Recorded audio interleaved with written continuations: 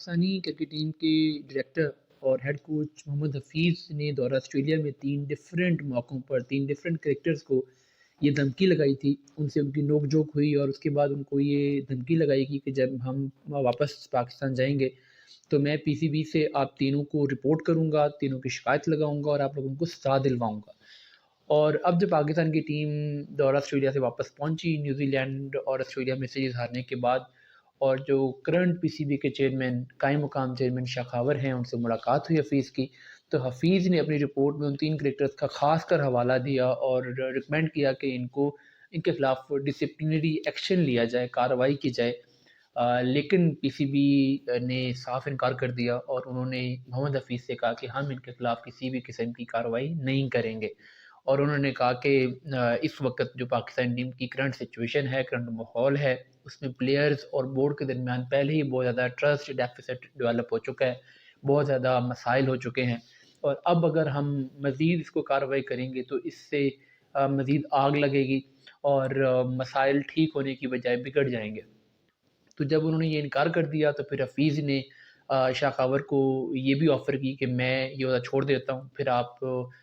کوئی نیا director cricket لگا لیں اور ان سے معاملات کو سنبھلوا لیں. لیکن پھر بعد میں وہاب ریاض کی مداخلت کے بعد حفیظ جو ہیں وہ ٹھنڈے ہو گئے اور انہوں نے فی الحال اسی بات پہ گزارا کر لیا کہ چلیں ٹھیک ہے، پی سی بی نہیں لیتا ایکشن تو کوئی بات نہیں، نیکسٹ ٹائم دوبارہ اگر میں عہدے پہ رہوں گا تو پھر میں معاملات کو دوبارہ سے دیکھ لوں گا.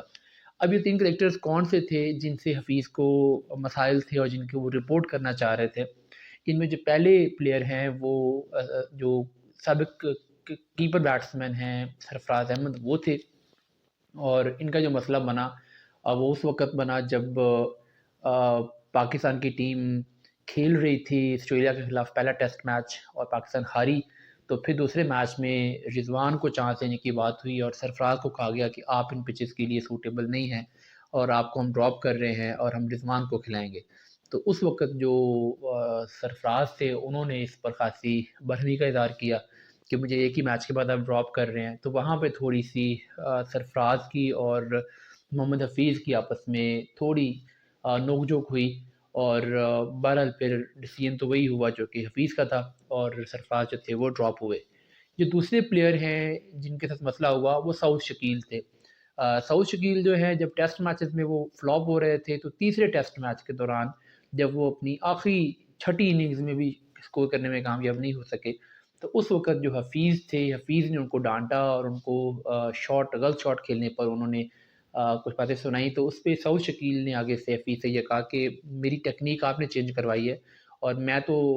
پہلے پرانی ٹیکنیک سے اسکور کر رہا تھا لیکن آپ نے کہا کہ یہ ٹیکنیک آسٹریلیا میں کام نہیں کرے گی، تو آپ نے میری ٹیکنیک بدلوا دی ہے. تو اب اس بدلی ہوئی ٹیکنیک سے میرے رزلٹ نہیں آ رہے، تو آپ ذمہ داری میرے اوپر ڈالنے کی بجائے خود اس کی ذمہ داری لیں کہ آپ نے غلط ٹائم پہ میری ٹیکنیک بدلوانے کی کوشش کی. تیسرا جو مسئلہ بنا وہ بنا اس وقت جب پاکستان کی ٹیم تیسرے ٹیسٹ میچ سے پہلے، سیمی ٹیسٹ میچ سے پہلے ایک پریکٹس سیشن کر رہی تھی اور اس پریکٹس سیشن میں محمد حفیظ نے پاکستانی پلیئرز کو ایک ٹائم دیا ہوا تھا کہ اس ٹائم تک پہنچے، اور اس ٹائم سے عبداللہ شفیق جو کہ اوپنر ہیں وہ آدھا گھنٹہ لیٹ پہنچے تھے اور محمد حفیظ نے ان کو اس بات پہ ڈانٹا. تو عبداللہ شفیق نے آگے سے کلیریفائی کیا کہ میں بیٹنگ کوچ شاہد اسلم کو بتا کے کیا تھا کہ میں آدھا گھنٹہ لیٹ آؤں گا کچھ پرسنل مصروفیات کی وجہ سے، تو آپ مجھے ڈانٹنے سے پہلے ان سے کنفرم کرتے. اور عبداللہ شفیق نے باقاعدہ اس بات کو مائنڈ کیا تھا کیونکہ حفیظ نے آؤٹ آف وے جا کے عبداللہ شفیق کو اس معاملے پہ ڈانٹا تھا. ان تینوں کرکٹرز کے بارے میں اب حفیظ نے رپورٹ کیا. ایک اور